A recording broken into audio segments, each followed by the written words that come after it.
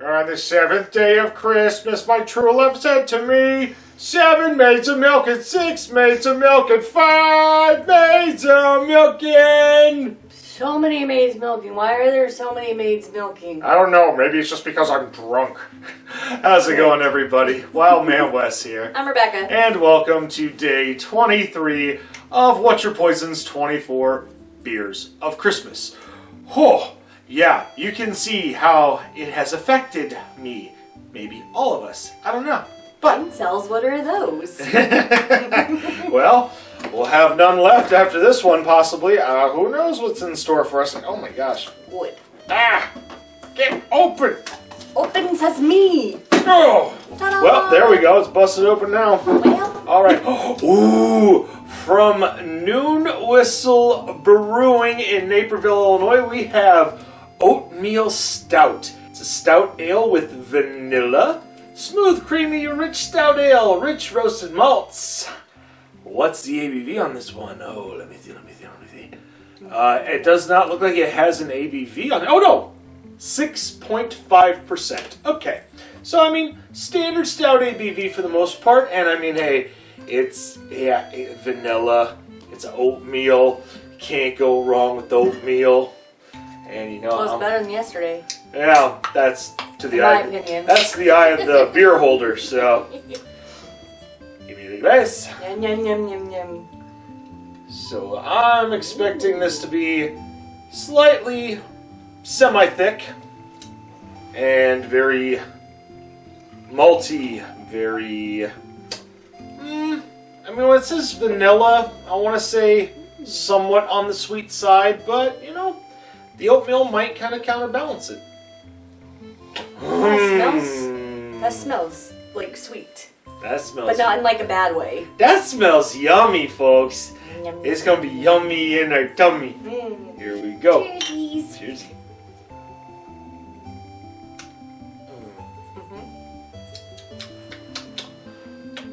Ooh. Definitely get that vanilla on the back. Hang on a sec. Give me a minute. Holding. One more time. Oh. This. Yeah, that's in my way right now, but for me, this is naughty in a good way. This is a naughty because when I took my first sip, I could have sworn I felt like a sediment or something, like almost like there was oatmeal in this beer. So it was like, ooh, I see what you did there. And I liked it. I liked it a lot. Not to the point where it's nice. I'm like, ooh, you gave me a surprise and it was naughty. It was so naughty. Becca, what do you think? Oh, I'm going with nice. Nice? Nice, Big nice? nice, Okay, big nice. all right. Well, I mean, we got the best of both worlds on this beer. I mean, Noon Whistle, you did something very, very special. I mean... Thank you. Yeah, you almost Happy Christmas. You almost topped day 11, but just a hair short. But I mean, you know what? That's a tall order. But you know what? You come in a very close second. By a nose. Oh. That's Wes's stamp of approval right there. Amen. I mean, hey, they got the Lodi stamp, so you got Wildman's burp of approval. Yes. Well, while I'm nursing this along because I'm going to be sad when it's gone, let's move on to our second half of today's episode with a movie review. Alright, another beer down and another review for movies to go. So today we're going to be talking about something a little bit different. I mean, we've talked about animation and live action, but there's one specific thing I thought about, and that's Jim Henson. I've been thinking about him lately.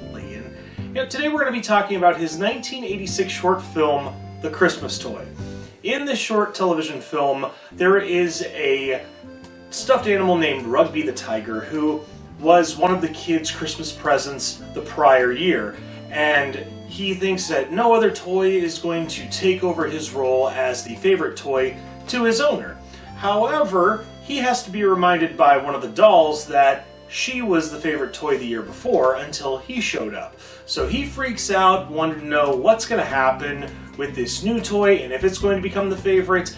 But there is a catch in all of this. If these toys, when they come to life, are caught out of place from where they were left by anybody, they freeze for life. So while Rugby the Tiger is dealing with all of the hoopla about what the new toy is, there's a lot of craziness going on where they're almost caught, and eventually he needs help from one of the cat's catnip mouse toys.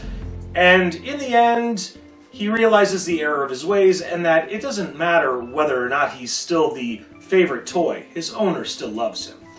That's pretty much the movie in a nutshell, and it's a great one. It's 15 minutes long, but I mean, hey, a lot happens to the point where you feel like it's more than just under an hour. So we're going to talk about what we like and what we don't like about this film. Becca, how about you go first on this? I agree that it feels a lot longer than 50 minutes, but not in a bad way. Jim Henson he's a great creator. Yeah. I love all of the Muppet stuff, not gonna lie. I thought this movie was really well put together. I thought that the timing of everything was great, and I think the way that Rugby learns his lesson is fantastic in that it's not overly pushed, but he really does come to that realization on his own, if that makes sense. Oh, it does, and I agree with you on that one. I also enjoy the fact that Kermit the Frog makes an appearance, especially at the beginning of the film, and I believe, if I remember correctly, near the end, he's kind of the wraparound narrator at times, which I really like that nod to Jim Henson's creations, especially with the Muppets. Thinking back on this story, I do love that this movie, even though as short as it is and made for television, definitely got their idea borrowed with a lot of other movies that came later down the decades. Toy Story, I'm looking right at you. But regardless, I mean, hey, I understand why people will take liberties of borrowing concepts from this short film, because, I mean, it has a very positive message. I really appreciate it, because I look back at all the toys that I had as a kid, and I really couldn't tell you what my favorite one was, because I appreciated everything. I mean, even when I look back and see toys that I hadn't, noticed in 20, 25, 30, 35 years, I'll come back and go, oh man, I remember this, and then my imagination runs wild, so yeah. So let's talk about what we don't like. I'm going to go first. Not much, actually. I mean, maybe it doesn't drag. I think a lot, no, it doesn't drag. You get so immersed that you lose track of time. Yeah. I mean, I can't really think of anything that I don't like about this film. I don't think so either. Yeah, so it looks like we got a grade, don't we? All right, well, I'm going with A+. A+. All right, well, that was very short and sweet, and we hope you enjoyed that, as well as the beer that we had earlier in this episode. If you've had the beer and seen this TV special and you agree with us, leave a thumbs up. If not, you can leave a thumbs down. I totally get it. Other than that, make sure you share on social media, push that little red button, ring that holly jolly bell for instant notifications. Also, be sure to check out Hefe over at Beer You Beer Me and Beard Wizard Man for their beer and pop culture related content. Until then, I'm Wildman Wes. I'm Rebecca. And we will hopefully see you tomorrow for our final day of What's Your Poisons, 24 beers, and a movie. See you soon.